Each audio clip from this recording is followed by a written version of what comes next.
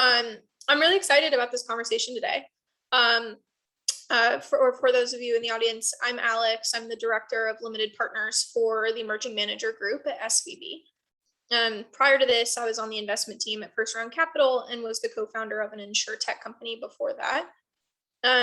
As a queer Latina navigating all of these parts of my journey, I have spent a lot of time thinking about our industry, as have the folks in this room. And so the sort of topic for today is, as venture continues to grow, there's a responsibility to create diverse funds that are free from bias. And in recent years, we've seen efforts from some funds to be accountable and take actions with pledges or build accelerator programs targeting both diverse managers and founders. I'm really excited to introduce to you today 3 folks who will be sharing how they've been investing in diversity and creating more inclusive spaces for founders. And I would love to kick us off by having each one of them share more about themselves and their backgrounds. Jasmine, you want to kick us off? Okay, hi everyone, Jasmine Edwards. I'm the Executive Director at Digital Undivided, and we were founded in 2012, and we are the leading nonprofit leveraging data, programs, and advocacy to catalyze economic growth for Black and Latinx women, identifying entrepreneurs and innovators. So our goal is to create a greater world in which all women of color own their work and worth. And so I am a founder, entrepreneur, and also now working in the space serving women identifying entrepreneurs. So glad to be here today. Oh, love that. I was trying to find the little cheering emoji, but I couldn't find it. Brandon, how about you? You want to go next? Yeah, absolutely. So it's a pleasure to be here. I'm Brandon Brooks, founding partner of Overlooked Ventures, which is a VC fund that's focusing on the overlooked founders, Black founders, women founders, Latinx founders, LGBTQ founders. We're really just out here trying to find and help the overlooked founders succeed in their journey. And my partner Janine and I both come from overlooked backgrounds and both have been founders in the past. So we have a lot of empathy for the journey of being there. And now it's just great to be here today. So thank you. Thanks, Brandon. Elizabeth, how about you? Hi, everyone. It's great to be here with you today. And I feel like I'm going to get a lot out of this panel as well. So I'm excited to have a conversation with Jasmine, Brandon, and Alex. I'm the director of the Discovery Fund at CMFG Ventures, which is the venture capital arm of CUNA Mutual Group. So I know that's a mouthful, but CUNA Mutual Group is a financial services and insurance provider primarily to the credit union industry, which historically has served low and moderate income individuals. And there's over 130 million members of credit unions in the US. I've spent my career in financial services, and I've spent the last 6 years in the early stage venture capital space. And I joined Discovery Fund about 4 months ago to focus on underrepresented fintech founders who are building solutions for financial inclusion. So similar to Brandon, our investment thesis includes people of color, women, and LGBTQ founders. It's awesome.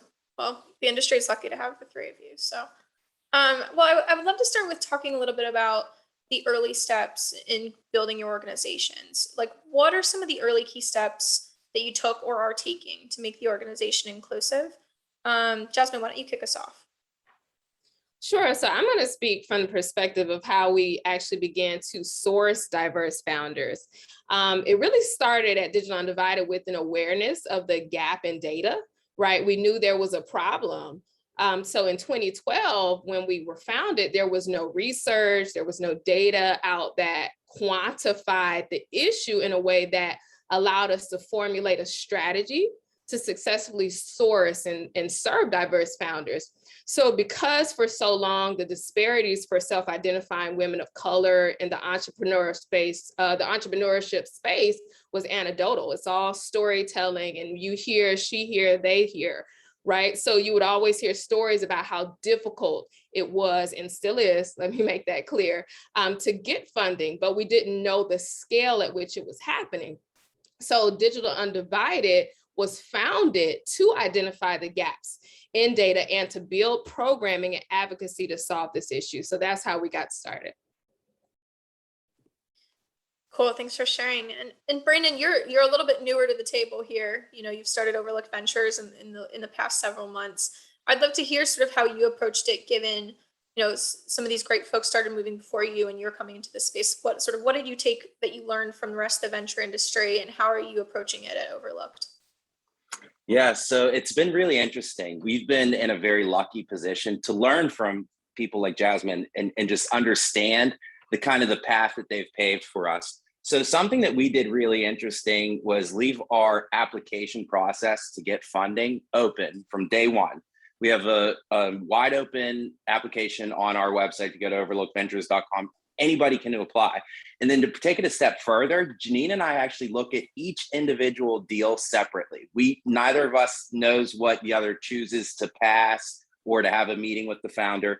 We do it in a very unbiased way. And we did that on purpose because every single one of us has our own biases that we bring to the table. But by doing this, it allows, if there's something that I may overlook, Janine steps in. If there's something Janine may overlook, I step in. And then we have a weekly meeting just kind of going over those biases and these founders that we may have conflicting paths or meeting on. And then we've been very intentional about the team that we're building around us. And it's a very diverse team, people from so many different backgrounds. And again, so we took all the learnings from the previous funds that have paved the path for us. We kept our process open, and we built a strong team around us to make sure our biases don't come into play. And when they do, we make sure everybody on our team is very comfortable to come to us and have that conversation and just kind of create a safe and learning environment for all of us to participate in. That's cool. I like that. I like that process. Elizabeth, I know especially within fintech, being a diverse founder is tricky. There's not a ton of diverse fintech founders. Can you talk a little bit more about specifically how does identifying as an LGBTQ person affect founders that you work with when they're fundraising, building relationships, acquiring customers, et cetera? Yeah, one of the words that I use, and I think it was actually one of the headlines of one of the earlier panels today, is authenticity. And I think so much of building a relationship of trust between a founder and an investor is about both being authentic about who you are. And so the first question I ask any founder that I'm talking to is, tell me about your personal story and what led you to the point of starting this company. And for LGBTQ plus founders, presumably that part of their identity has some impact on why they've decided to start the business that they're building, even if the business isn't directly oriented towards an LGBT consumer or an LGBTQ related issue. And so I feel like that's a great opportunity for a founder to share that part of their story with me and to start to build that trusted relationship. Obviously, it's not something that I would ever pressure anybody to do. So if they don't feel comfortable, that's totally fine as well. I think for those founders who are still kind of early in figuring out how do they navigate that conversation, definitely you can seek out some of the funds who are explicitly oriented towards diverse founders, because that's going to be a safe space and a welcoming conversation where an investor is eager to hear about your background and your story and why you're building the company that you're building today. Thanks for sharing that. Jasmine, how about you? You're working with a lot of women of color, a lot of Black and Latino women. Do you want to talk a little bit about how you think identifying as LGBTQ affects founders as well? Also, I think it also applies a lot to Black and Latino women, but also the intersectionality. Yeah, we are, like a lot of us identify right here at an intersection, and there's different parts of us. So again, it's how does identifying in that way affect fundraising, building relationships, acquiring customers. Like as an organization that has been along on the front lines of increasing access to marginalized groups, we really understand the challenges these founders face building their businesses across the key areas you mentioned. Now, one of the things that we know is that although we often build relationships within our communities that we feel safe in, sometimes it's very difficult to find those high net worth relationships. And when I say high net worth, not necessarily money value, but network and relationship value. It's very hard to do that, and moving outside of our traditional networking structures and out of the safe and supportive spaces that have taken us years to build. So one of the things that are not one of the things, but just something that we know is the access to resources and funding can be restrained for our groups, these marginalized groups. And we do have data to prove that. The data reveals that the system is biased, and that our research that we've done shows that less than 0.5% of Black and Latinx women are getting funding, and which is dismal. So there's no other way to say it. The system is broken. And, you know, as a result of this, these founders have to be very nimble when it comes to their businesses and getting resources that are needed. And if I could just add on to what Jasmine said there, I think you touched on a really key point, Jasmine, which is, you know, the first problem to solve is access to capital. And so I think we definitely need to boost those numbers going to underrepresented groups, whether that's LGBTQ founders, people of color, women. They're all just significantly underrepresented in the venture capital ecosystem. But the second thing, and I think something that founders should be paying attention to and investors should be making sure they're offering, is what can you provide beyond capital? Because especially for early stage founders and especially for underrepresented founders, you need so much more than just a check to help build and support your company to scale. You need, you know, introductions to customers, you need mentors, you need to help build your team, you need partnerships, you need people advocating for you, et cetera. So, you know, as an entrepreneur, make sure that the investor is talking about those things. And just as a reminder to the investors who are listening to us today, like, think about what value you can add to those early stage companies, because that's really, I think, as important, if not more important, than the check that you're writing. Yeah, on that note, if Jasmine, do you want to talk a little bit more about what resources you offer founders as they think about early team hires, team building, and culture? Yes. So if you are a Black and Latinx self-identifying woman entrepreneur, or you know someone who is, right, and this message is reaching you right now, start with Digital Undivided. So we have 5 programs, and one of which is a pre-accelerator program. So if you're in the early stages and have like an idea for a business, there's our virtual start program. If you're already in business and you're looking for an accelerator program, something to help you scale a bit, there is Big. And if you are post-revenue and you're looking to accelerate your revenue past the 5-figure mark, we have a program called Breakthrough that we're launching. And then for those entrepreneurs who are really like the next unicorn company, you're working on hitting the $1 million mark and revenue or fundraising, and you're seeking, you know, opportunities to amplify your business. There's the C-suite and our Do You Fellowship, which offers mentorship opportunities from industry leaders. So, you know, Digital Undivided, we cover all journeys of the entrepreneur, all of the steps of the entrepreneur journey, from idea to you're banging millions and bringing it in. So we're the perfect starting point for those that identify as Black or Latinx women. Love that. Brandon, do you want to talk a bit about how you and Janine are thinking about this at Overlooked as you think about what a platform team is going to look like, sort of what support, creating your team? Would love to hear more about that.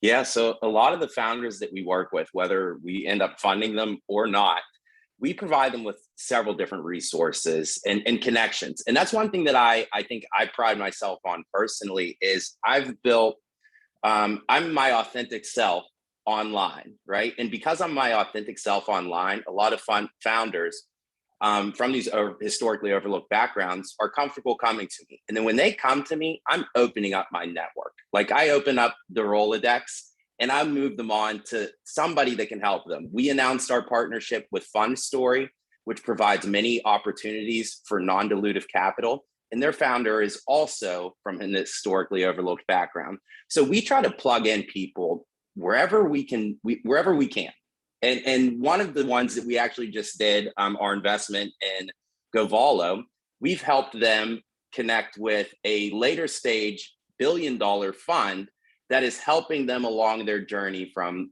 start to finish, right? From where they're at now to get them to, you know, a better position. That's something we do for every single founder we get the point to touch. And it's just, it's our responsibility to do so, because we're now in a position to help do that. And I think it's going to take more people doing that, of opening up their networks, not being afraid to ask for those favors, because the networks that have historically gotten funded, that's exactly what they're doing. Now we just have to do it and expand that access to opportunity for others. Thanks, Brandon.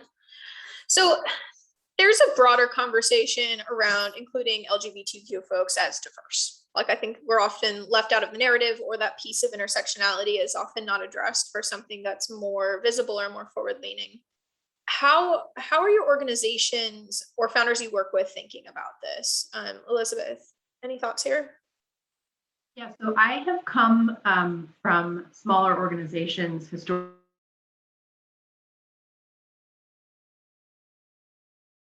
Proud actually that CUNA Mutual Group has been on this list from the Human Rights Campaign of the best places to work for LGBTQ equality for the last, I think, 5 years. And so it's something that the company has taken seriously from an inclusion and equality perspective for a long time when considering our workforce. And I think that has then translated through to our investment strategy. And that's why it was important for us to include LGBTQ founders as part of the group that we wanted to invest in from a ventures perspective, because we really want our investment strategy to mirror our values as a company. And we've walked the walk in terms of sort of employee resource groups and resources for the employee community. And now we want to do the same for the entrepreneurs that we're supporting. I think a question just came in on the chat, but it says, I'm assuming this is structured as a CVC. If so, has the strategy affected how you report metrics and a strategic outlook in deal and performance conditions? Yeah, so we are a CVC. The CMFG Ventures has been around for about 5 years, and then the Discovery Fund is a new strategy within CMFG Ventures. So the ventures strategy overall has been part of kind of the corporate strategy for the last several years, but I think the addition of the Discovery Fund dovetails really with this broader corporate strategic shift towards sort of more ESG, social equity investing. And we actually, what I like a lot is that this is not a standalone strategy that's kind of like, let's just put a small pool of money towards this, but it is a holistic corporate approach where we actually have a huge pool of investment capital that's kind of more in like public equities and fixed income. That's the insurance premiums that we're investing. And we're embedding a DEI philosophy into that investment strategy as well. And then we also have a foundation who kind of we're making sure that we're in constant communication with and have alignment in our strategy. So we are a corporate VC. We do have kind of our daily marching orders, but it's part of this bigger corporate vision and strategy so that everything is working together rather than in contrast to each other. Thanks. Brandon, I think this question came in on the chat too, but it's a bit related to sort of structures of funds. What has been the appetite and environment like for you raising this as a focused fund, as an emerging GP? And what have been the notable challenges, and were those around close or size of fund? Like, would love to hear a bit more about your journey in raising Overlooked recently. Yeah, so we're very open about and transparent about the whole process. We're actually still raising under 506C, which allows us to raise in public.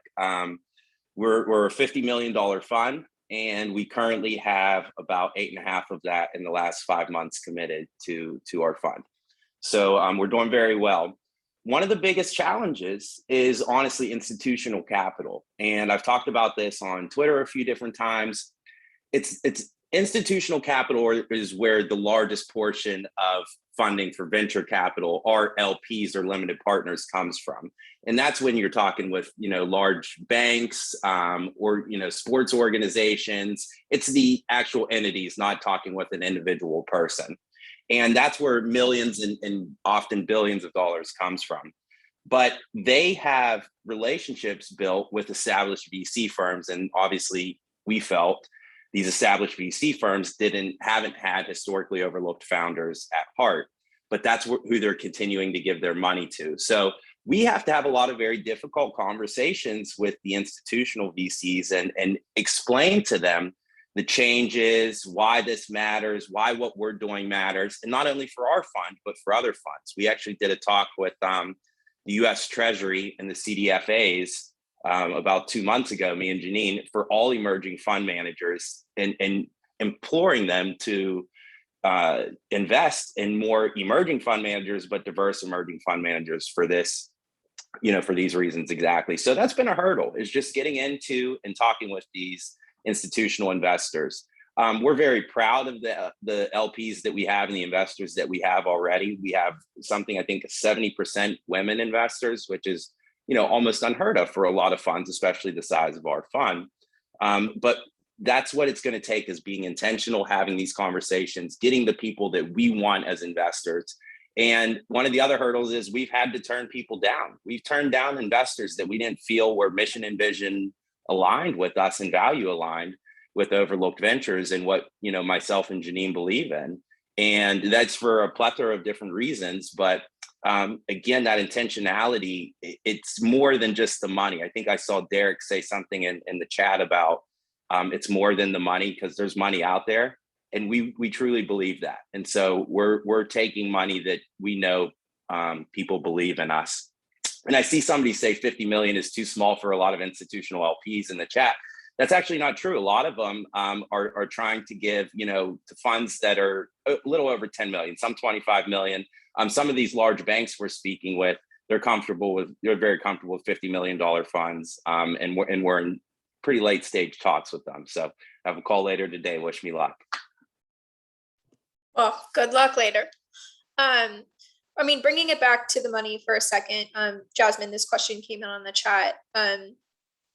Talking more concretely about putting money where your mouth is and changing terms, what improvements, if any, have you seen in the greater ecosystem showing up for Black and Latinx women raising on deal terms relative to deal size and valuations? Do you see a change at all in the industry?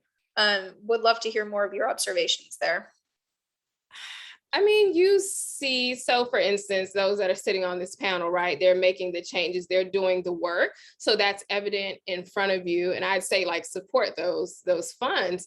With our research, again, the research has showed that still there's less than 0.5% just for those that meet at the intersection of being Black and or Latinx women identifying founders. But we're seeing more conversations about marginalized groups in the ecosystem, from women, again, Black and Latinx founders, to those of the LGBTQ community, those that meet at some of the intersections and all of the intersections.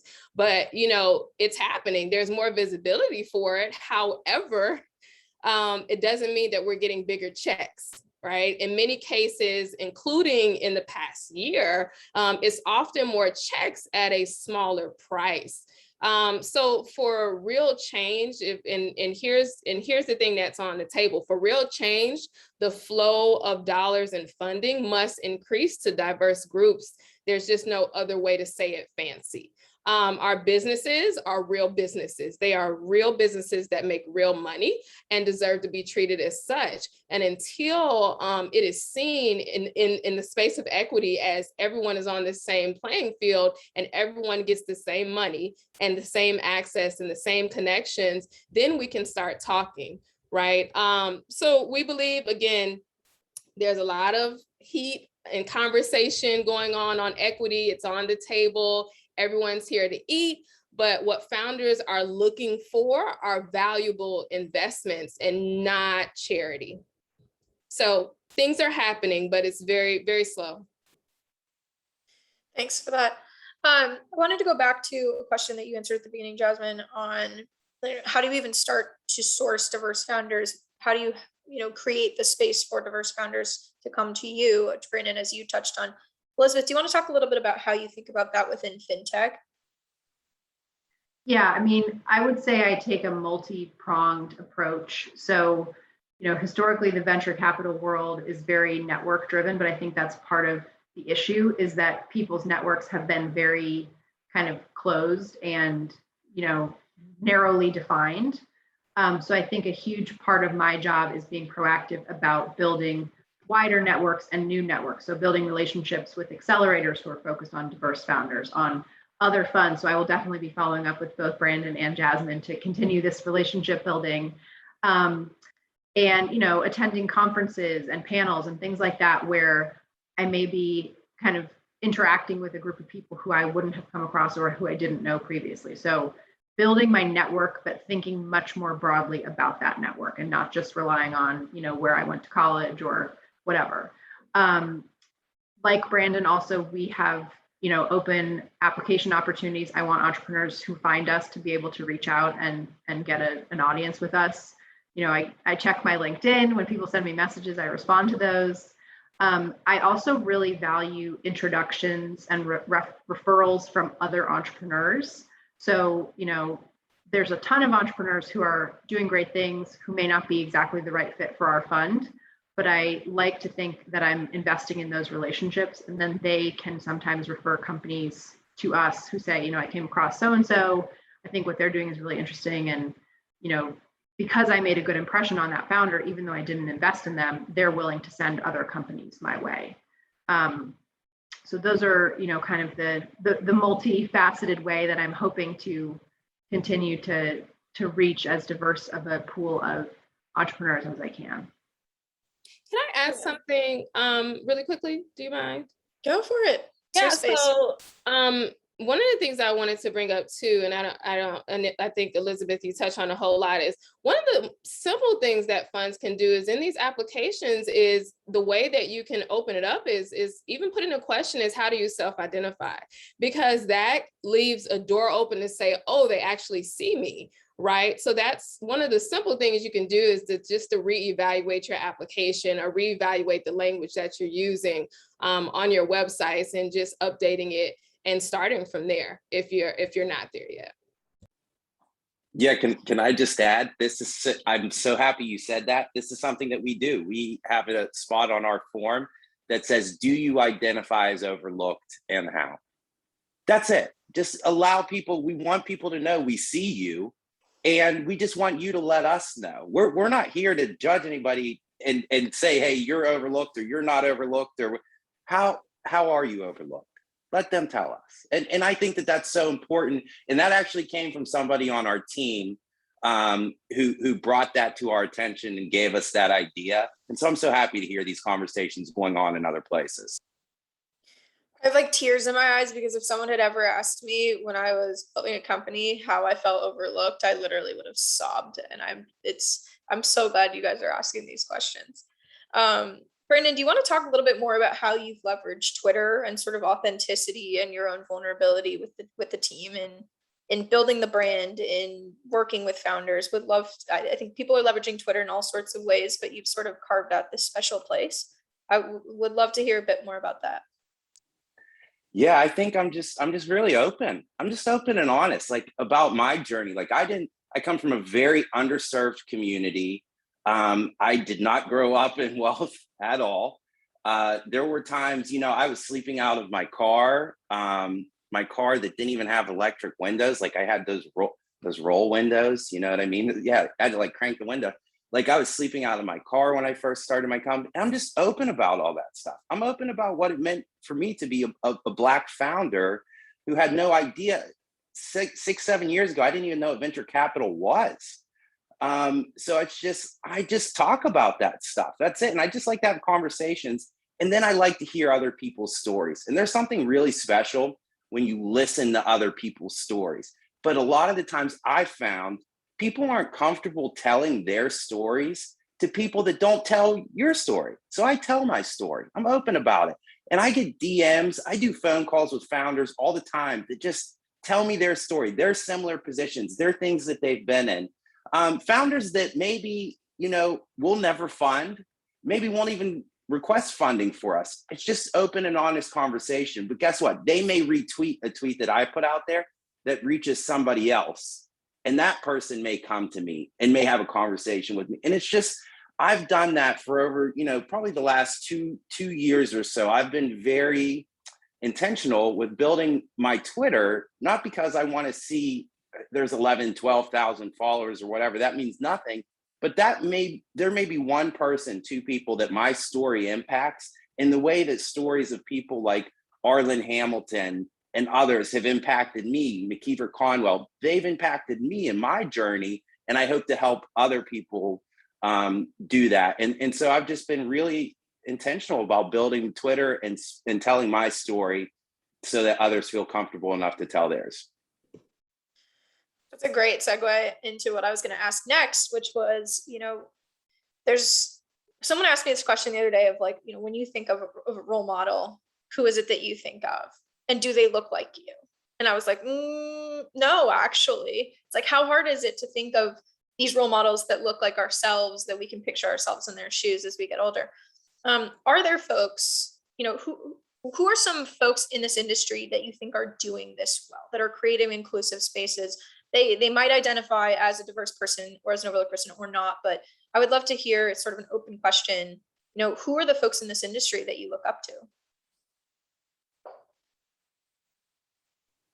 Yeah, I'll go first, I guess. I'll say Arlen Hamilton, like 100%. She's someone I've looked up to for years, and I've read her books. Like, it's just every podcast I think I've been on, and actually I cried the other day because she became an LP in our fund. And when she said that, it was like it was a full circle moment for me. So I think Arlen's somebody that I look up to. I think she's done the work. She's truly paved the path for someone like me, a poor kid who was, homeless at one point, to be able to get into this industry and do some good work.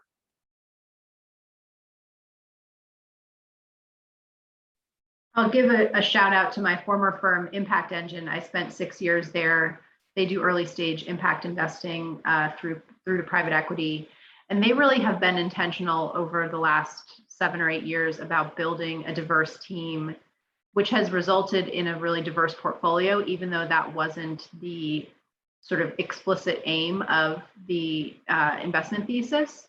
And I think it's just been really rewarding to see how the diversity of that team and the diversity of their networks has led to such great investment opportunities and to companies who are building really incredible businesses that are having impact on the communities that they're serving. Mine is a little different. So I really looked up to James Rhee, who's the former CEO of Ashley Stewart.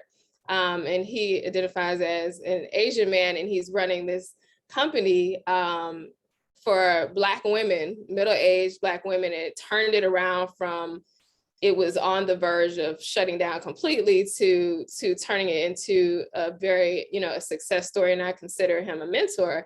And he also operates a fund himself. But, his thesis is kindness and math. And with kindness, like, he's inclusive. He cares about people. He gives people a chance. And so, like, that's someone who I'm like, if I want to be like anyone, like, he's definitely someone I look up to a lot and appreciate.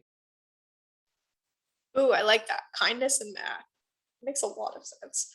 I guess as we're sort of wrapping up the session, do you guys have sort of have resources, places, like for someone who's looking to go deeper into this question of how do I diversify my fund? How do I make a more inclusive space for founders? Like, where do I even start? Where should people find more information about this? Like, where is a good place to start?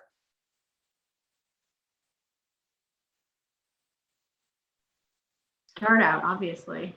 I think StartOut is a great network. I think if you're talking specifically about LGBTQ entrepreneurs and tapping into some of those networks, there's a group called Out in Tech that is really focused on LGBTQ professionals who are working in the tech industry. So I think there's a lot of great kind of networking and resources there.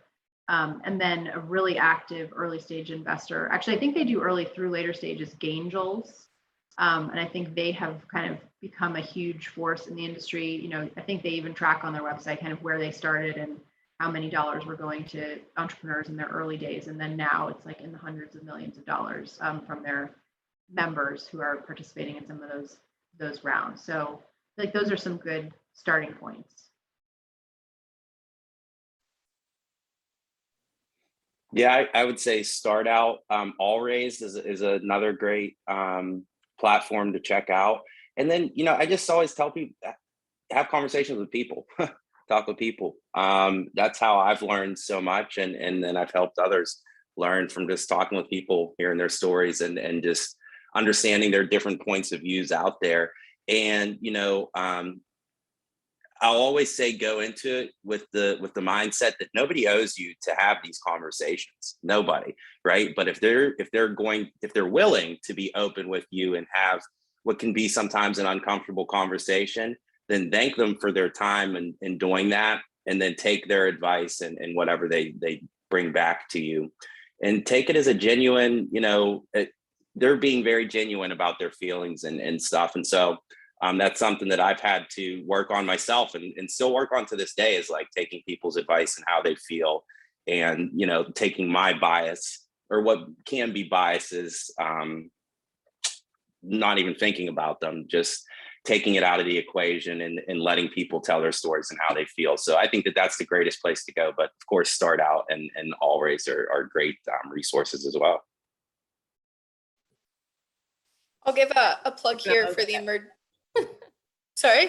I just second all of that. Yeah, second all of that. Awesome. Well, I'll give a plug here. I know there's a question in there around the emerging manager team at SVB. It's a new team that was formed in the last few years, understanding, how much venture is changing and how much support is needed when you're an emerging fund manager. Launching a fund is not an easy task, and it's a journey where there's lots of unexpected challenges on the way. And so we have a team that is fully focused on supporting managers in their first few funds, from everything from connectivity and insight about how the landscape is working, to thinking through your fund administrator, sort of all of the challenges that you may have.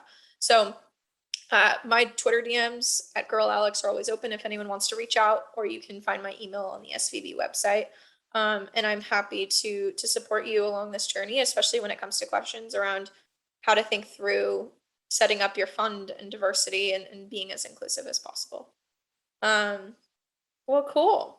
I want to thank the three of you so much for joining us today. Thanks for making the space to have this conversation. It was lovely. And again, when we talk about networks, excited to connect with the three of you more offline as well. It was great. Thank you so much. Awesome. Yeah. Well, Thank you. take care, everyone. You too.